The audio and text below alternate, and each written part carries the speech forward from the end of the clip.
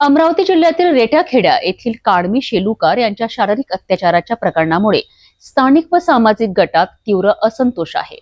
या प्रकरणामध्ये पोलिसांची हलगर्जीपणा तसेच अन्य अनेक गुन्ह्यांमध्ये दोषी असलेल्या पोलीस अधिकाऱ्यांच्या विरोधात सीबीआय चौकशीची मागणी केली जात आहे।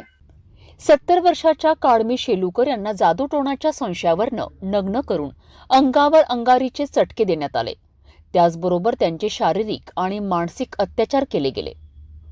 अत्याचार करणाऱ्यांना फाशीची शिक्षा देण्याची मागणी करण्यात येत आहे। तसेच पोलीस अधिकारी दीपक सोनाडेकर खंडणी भाई म्हणून ओळखले जात असून त्यांच्या हलगर्जीपणामुळे आरोपी मोकाट सोडले गेले आणि त्यावर योग्य कारवाई न केल्याचा आरोप आहे। सचिन गोरले यांच्यावर 7 नोव्हेंबर 2023 रोजी जीवघेणा हल्ला झाला होता, परंतु FIR मध्ये हलगर्जीपणा करून आरोपीला मुक्त करण्यात आले। या प्रकरणाचा सीबीआय चौकशीसाठी प्रस्ताव करण्यात येत आहे। तसेच चिखलदरा तालुक्यात बोगस डॉक्टर जयस्वाल यांच्यावर कारवाई होत नसल्याने गरीब आदिवासींची फसवणूक होत आहे। या सर्व प्रकरणी न्याय मिळवण्यासाठी तीव्र आंदोलन आणि उपोषणाची मागणी केली जात आहे। मी सचिन गोपाल गोरले, चिखलदरा अध्यक्ष विद्रोही विचार मंच, मेळघाट योद्धा संस्थापक। माझ्यासोबत आहे प्रवीण बबनराव दुर्वे आणि किसन हेगडे। त्याच्यानंतर वाघमारे साहेब पण आमच्या सोबत आहेत। आम्ही जो ज्वलंत विषय घेतलेला आहे तो महाराष्ट्रभर गाडीमा पोचणार आहे। आदिवासींवर कायम होणारा अत्याचाराचा हा विषय आहे। जसं मणिपूर प्रकरण पूर्ण भारतभर घडलं, त्याच्याकडे दुर्लक्ष करण्यात आलं। त्यात पिसल्या गेलेला तो फक्त आदिवासी समाज होता। आता टार्गेट म्हणून तो मेळघाटातील आदिवासी धरण्यात येतोय।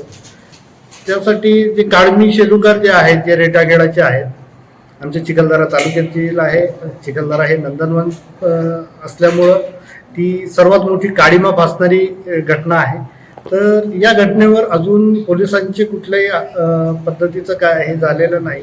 पोलिसांवर कुठलीही कारवाई झालेली नाही। पोलिसांना निलंबित करण्यात आलेलं नाही किंवा त्यांच्यावर चौकशी बसवण्यात आलेली नाही। यासाठी आम्ही हा मोर्चा 22/1/2025 रोजी आम्ही मोर्चा काढलेला होता। मोर्चा काढून सुद्धा अजूनपर्यंत त्याला कुठल्याही पद्धतीचं हे निर्णय आलेला नाही। म्हणून आम्ही 29/1/2025 रोजीपासून आमरण उपोषण तहसील कार्यालय चिखलदरा येथे करत आहोत। तरी सर्वांनी या विषयावर एकत्रित यावं आणि आमचं प्रोत्साहन वाढवावं हीच आम्हाला सर्वांना विनंती। जय हिंद, जय भारत। आंदोलनकर्त्यांनी या सर्व प्रकरणांच्या सीबीआय चौकशीसाठी आणि संबंधित पोलीस अधिकारी दीपक सोनाडेकर यांच्या निलंबनासाठी उपोषण करण्याचा निर्णय घेतला आहे। या प्रकरणाची लवकरात लवकर तपासणी व्हावी असे समाजातील विविध घटकांकडून आवाहन करण्यात आले आहे।